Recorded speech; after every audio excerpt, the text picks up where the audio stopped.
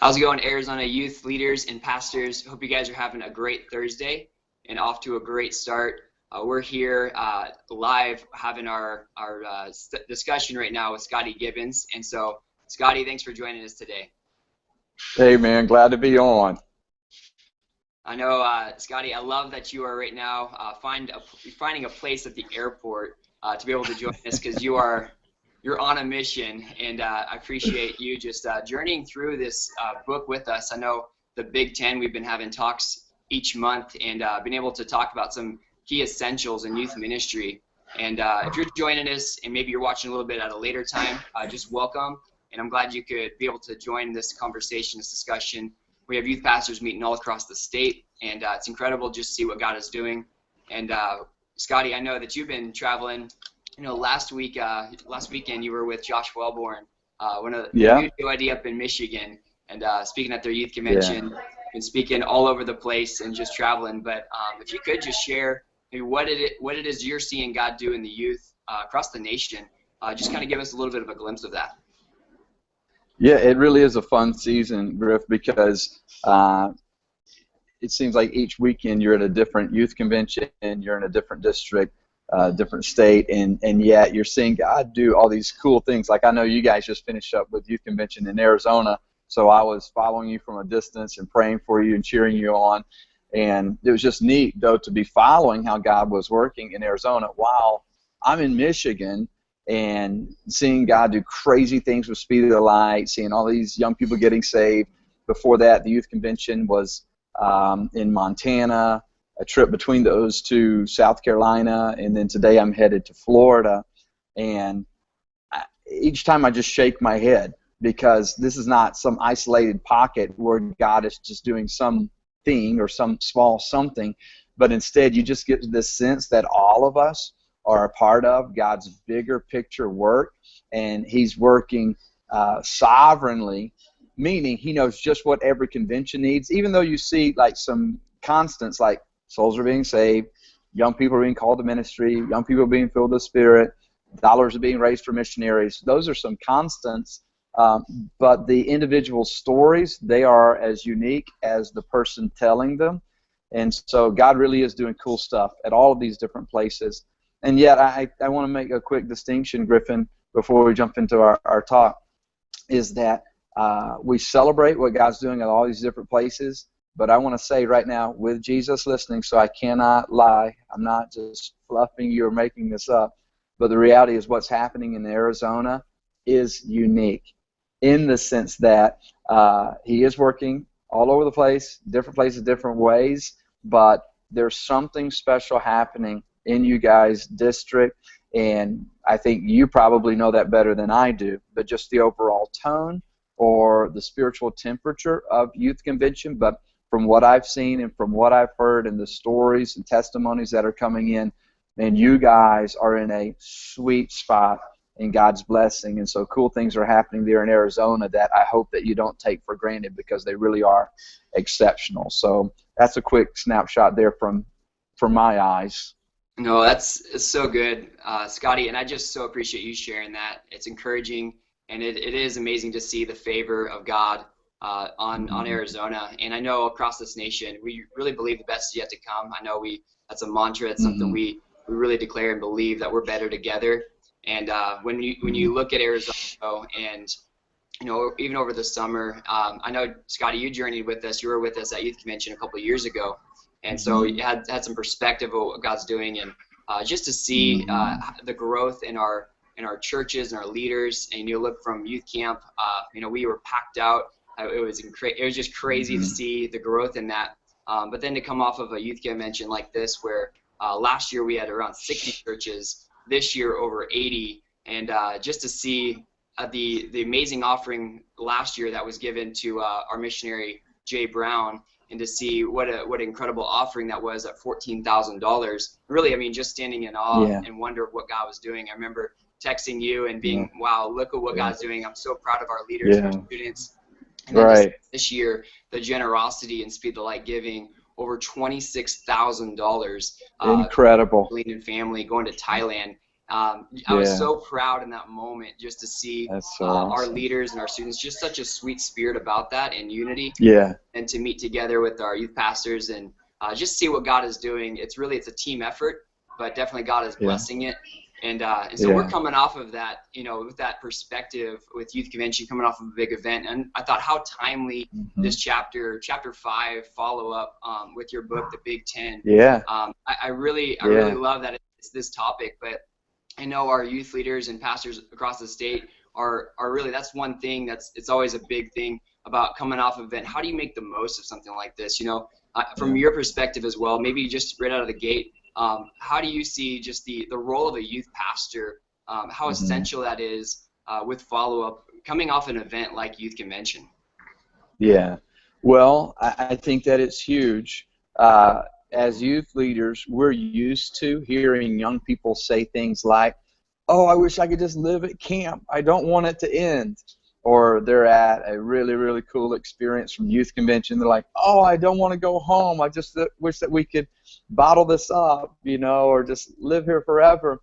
And what's funny about that is, truth be told, the young people aren't the only ones saying that. As youth leaders, we love the passion.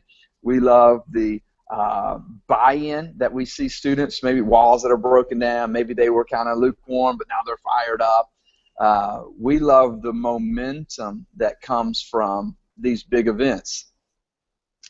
As youth leaders, we know what it's like to try and operate in our ministries when momentum's not there, and it's like trying to push a big rock up a hill, and we're like just trying to get some type of energy or some type of traction on something, and that's a miserable.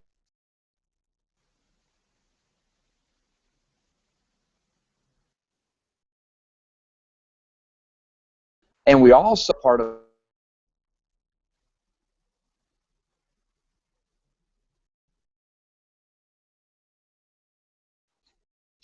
I think we may be losing you, Scotty, there for a second. Okay, are you back? All right, Yeah. sorry. Okay, No, you're good. so I'll pick up where I think I left off.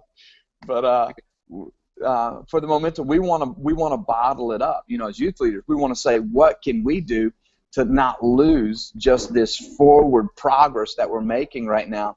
So here's the reality: is that when you add up camp, convention, maybe throw in 3 or 4 other events that we would just say, man, those are momentum builders. Those are rallying points. But even if you add all of those things up, out of 365 days as a youth pastor, most of the ministry that we do is going to take place in those 350 plus days where you're not at the big event. So when you're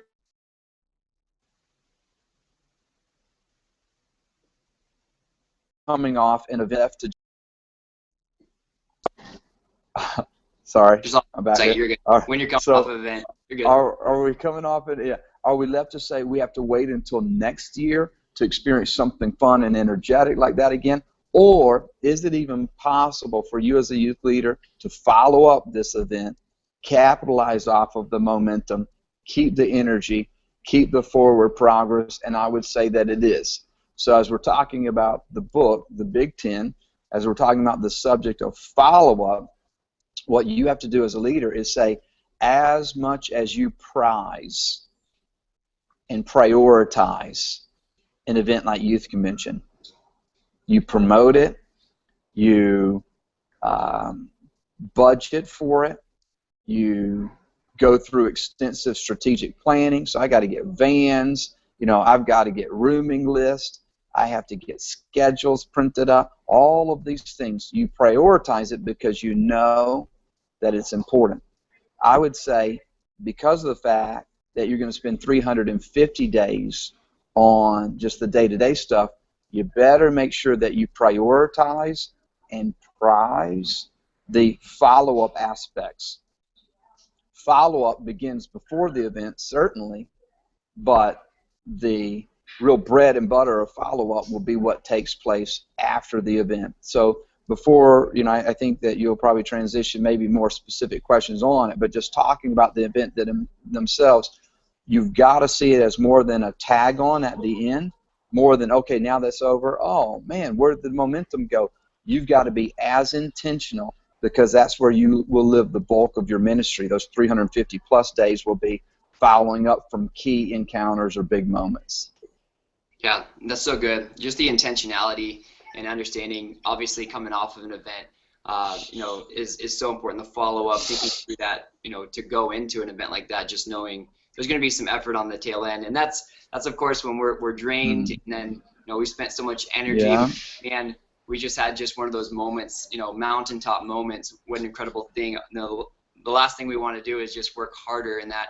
But I think just setting ourselves up with an intentionality, and like you were saying, just an awareness that this is something that's gonna take effort, it's gonna take time, and then to see the big picture that, like you said, the 350 other days out of the year, that you're may not be preparing other things, but it's a focus on the local church. And that's really what I want to spend a lot of time in this, because you experienced 20 years as a youth pastor in a local church, seeing from the few kids fitting in the church van to the crowds of youth ministries and leaders, and building systems that are in place.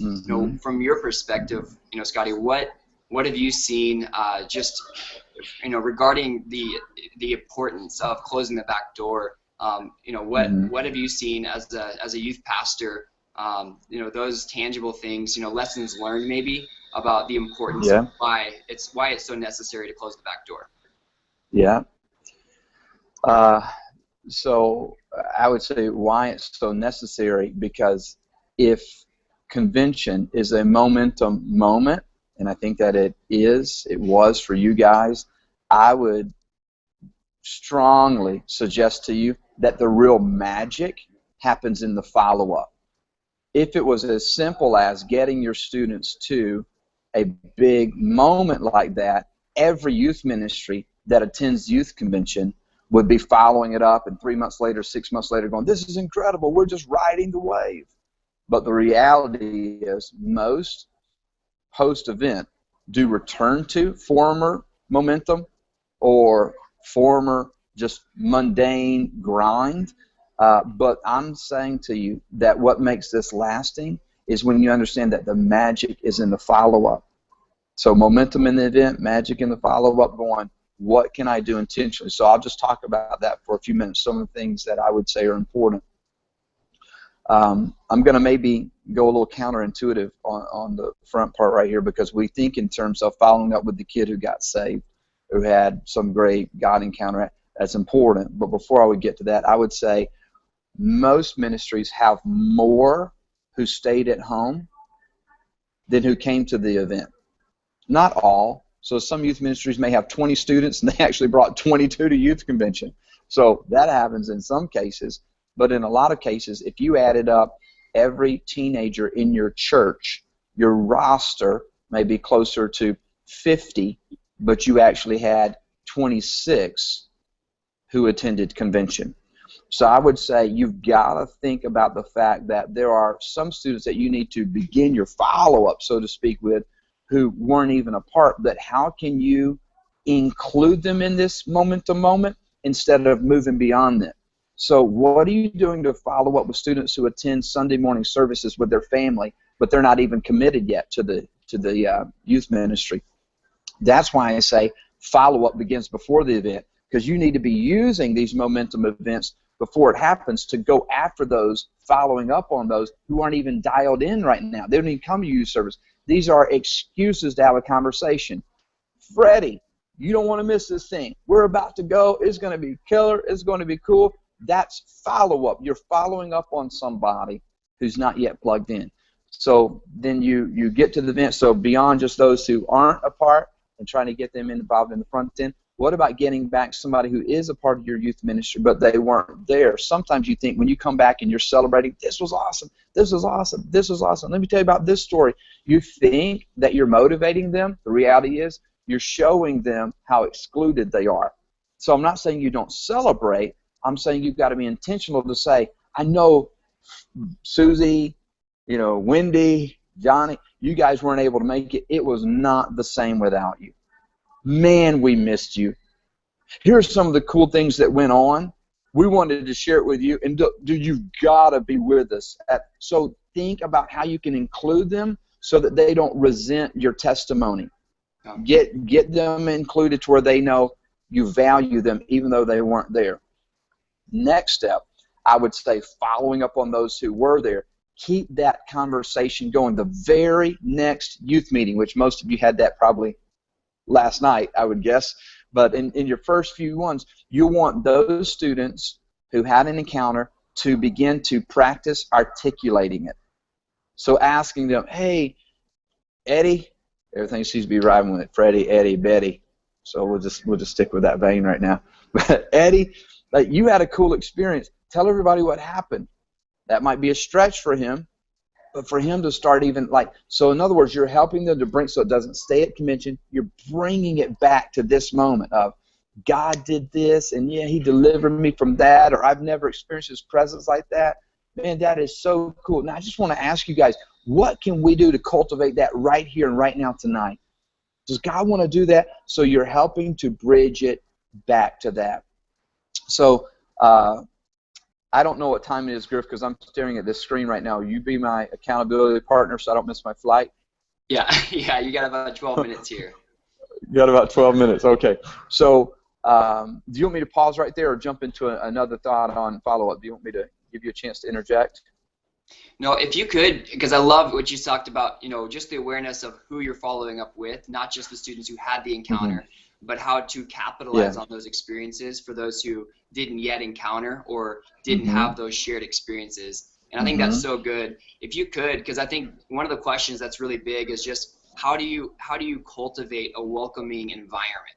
I know you kind of list through in some of the elements of having students there, greeting and empowering students, but just as a broad scope in that, how do you see just the most effective way in actually creating just that environment that's welcoming, where students can find a place of belonging, before they become. I know that terminology is used a lot, but what does that mean as far as a welcoming atmosphere? What are some practical things that we could do?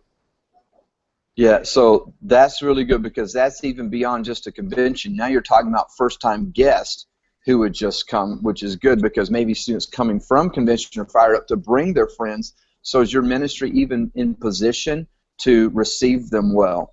And so a couple of practical points on that would be, one of the best things that you can do as a youth leader is to remind yourself that you never get a second chance to make a first impression. So what is somebody's first impression?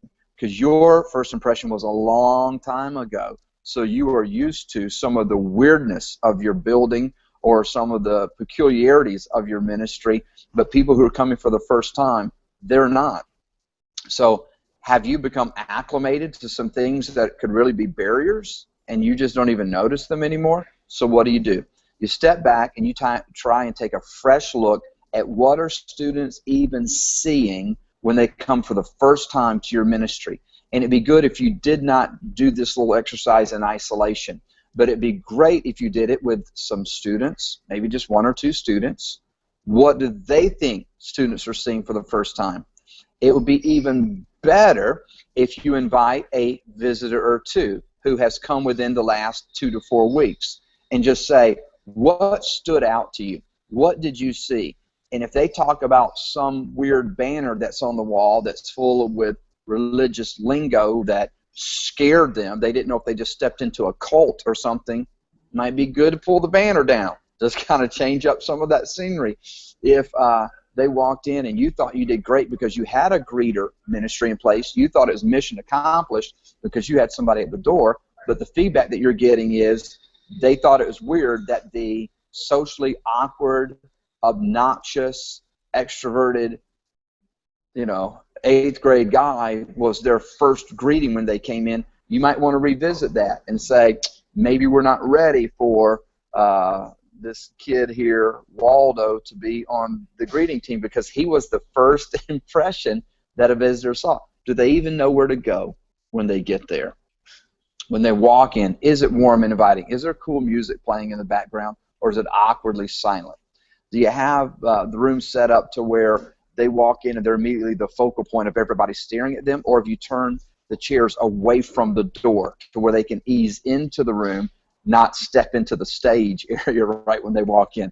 Just thinking that through. What is the first impression?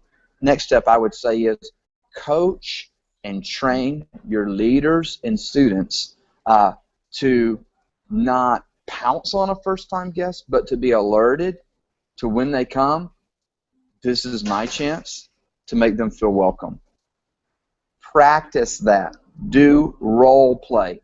Do we want to do it like this? Show them the wrong ways. No, we don't want to do it like that. Do we want to do it like this? And let it be consistent. You can feel like, man, this is just forced. I feel like we're just putting machinery or mechanisms to make it. You know what? Young people, as a rule, need to practice that, because in most cases, it does not come naturally. Even youth leaders need to know, put a breath mint in, dude. Like, everybody just needs to think about that. They need to say, don't just drill them with yes or no questions to where they feel like they're being interrogated. You're just trying to be nice. But you're like, did you have a good day? Yes. Great. Where do you go to school? Hillcrest. What grade? 9th. What's your favorite ice cream? Vanilla. And after 8 questions, you're going, man, this just didn't. Learn to ask more open-ended questions that can have a conversation. You know, tell me how you heard about the place. Well, my friend told me about it, and I can talk to them about things like that. But youth leaders need training like that. Students certainly need training like that. Another practical thing, after you finish that little 90-second icebreaker conversation, are they on their own? Or is someone going to say, hey, man, come and sit with me here. Let me show you the place. You know, we've got this cool little activity area over here just to the side where we just do some fun stuff, play some games. Come on over. You'll be on my team. Taking that next step. And then, well, I'll pause right there, but you're just talking about those first impressions or what they even see. Just think through the eyes of a newcomer, not through the eyes of the youth leader who's been there for 6 months or longer already, and you feel comfortable. Think through the eyes. How does someone feel whose mom made them come? They didn't want to come, but they're there and they're nervous. How do you reach out to them? What about when someone brings a friend? How can you assist that? Not pull them away. Don't separate them from the friend. So some groups are like, all first-time guests, but only the first-time guests go to such and such. Don't isolate them. It's all first-time guests, and those who brought them, they go together, so they stay connected. And they go to the VIP lounge together, or they go to the, you know, whatever you would call it. So just thinking practically, how's this going to feel to our first-time guest? Yeah, that's so good, Scotty. And I appreciate all those little thoughts on there. And I'll kind of unpack a little bit on that. I want to make sure that we're not the ones responsible for you missing your flight on this, too. Yeah, right. So we'll make sure. I know you have your little travel companion with you, Kelly Grace, your daughter. I do. There's Kelly Grace. Too. Hey, Kelly Grace. It's so good to see you. Just say hi to Arizona Youth Ministries. So there she is, having the spotlight. Well, I just thank you, and what I'll do from here, I'll let you kind of get off the call here and just appreciate your time with us, and then I'll kind of unpack and allow us to kind of have some discussion, give some direction for that for our leaders. Awesome. But so appreciate you. Sounds great. And, we just pray that God bless you as you go to Florida. Thanks. And I know you have a lot on your schedule, but so appreciate you just imparting into us. Thanks. I appreciate it. Thanks for letting me be a part. I think this topic is a huge one. Maybe even as you guys are dialoguing, give thought to not just following up with the student, but following up with the family. So just think about that piece a little bit, like helping moms or dads, guardians, whomever. Just know this is what your son or daughter, whoever, came to. This is who we're all about. I just wanted to call you and let you know, here's who I am. That kind of stuff can be a game changer when you follow up with the family, not just with the student. So, all right, hey, I'll jump off. Love you, Griff. Great to hang out with you guys. Hope you have a great rest of your chat today and great rest of your week. All right, thank you so much. All right, Arizona Youth Leaders. Well, I just want to give a couple things. Last thing here, I just want to share with you is that so good. I hope you guys are taking notes with what Scotty's talking about when it comes to creating a welcoming environment for students and just thinking fresh eyes. And when you come in, to your church and you think, man, I'm so comfortable with the way we do our order of service, the way things roll with our game at the front end, we do worship, we do announcements, however that looks for you, just remembering in the eyes of a first-time guest, what is their experience like? And one of the big things I know Scotty mentioned in that is just listening to students, listening to their perspective as well. Maybe even having a kind of a core group that meets on the side, just kind of a steering committee saying, hey, can we evaluate after every youth service just some things that we're seeing, that maybe some awkward moments, or hey, what was some of these elements that we could do better? Just constantly creating a welcoming environment, but an excellent environment. Excellence means that you haven't arrived, but you deserve the right to get better. And you notice, hey, we can always improve. And so just evaluating, just like I met with our team after youth convention, ways, hey, it was an amazing event, but how can we get better? We had that debrief meeting, and it's a continual mindset of just being aware and saying, hey, there's always room to improve. And then the next thing would just be having a follow-up system in place, coaching your students, your leaders, talk about just within your sections, within those meetings, one, how you're doing those, how you're creating a welcoming environment, but then second, what systems are in place for you guys to follow up, whether that's following up with parents. Maybe some of you have a note or a letter that you send home with those students to explain a little bit about the youth ministry, about the church, about what's happening. Those are important things. How do those conversations go, those phone calls? How are you getting the contact information for those families? So just maybe some things to discuss within your sections. And then also the final thing with this is how are you capitalizing on follow-up for those who do not have that experience? So when you guys are doing a sermon series, or you're coming off of an event, or you guys had just some amazing shared moments, maybe for some of those who do not have those moments, how you're including that kind of that crowd that maybe yet experienced it, but to where you're not having that outsider mentality of people coming in and thinking, man, there's just kind of an inclusive thing taking place at the church, and man, if I didn't experience it, I'm not a part of it. Because one of the things I mentioned at youth convention, and this is something that it's so true for us, is that our faith is not in a moment, but it's in the creator of those moments. And so maybe you're here and you didn't yet, maybe you weren't at part of youth convention. I don't want you to feel, man, I just missed it. I missed out completely. Well, maybe that was a moment that in time that maybe you weren't able to be a part of in that for some reason. And, we wish obviously you could have been there, but that our faith isn't in that moment. Our faith is in the creator of those moments. And I believe Jesus is creating those moments all across Arizona. And we pray for you. We believe that God is stirring up something mighty, something big in Arizona, but it's happening through you as leaders, just setting the tone and creating that culture to where we're really believing God's going to do something. He's going to do something great through us and in us. But are we in place? Are we ready? Are we available? And do we have the right systems, to receive what he's about to do? And so may it not be on our watch that we let go and we are great at drawing crowds, but we're horrible at discipling, following up. Let's be the ones who say, hey, we're going to lead the way when it comes to empowering our leaders, coaching our students. Let's be the best that we can at follow up and closing that back door, because we're responsible to steward as shepherds the flock that God's entrusted to us.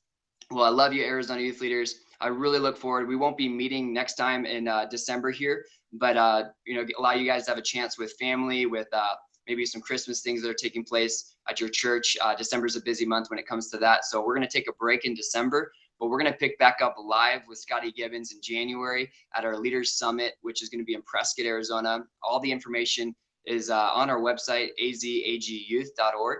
And we have just all the information. It's $30 to register. Encourage you guys to come out the 14th and 15th of January up to Prescott, kind of a retreat, a summit. They've got some snow up there right now, which is awesome. But when we're up in January, it's just going to be a great time of refreshing and connecting. Scotty Gibbons will be there with us live. We also have Garland Owensby. And so bring your team, bring your spouse. We'll have childcare as well provided. Obviously, if you can come and just come in with an intention to learn and grow, but to connect and to be a part of what God's doing around Arizona. I love you guys. I hope you have an amazing Thursday. We'll talk to you real soon.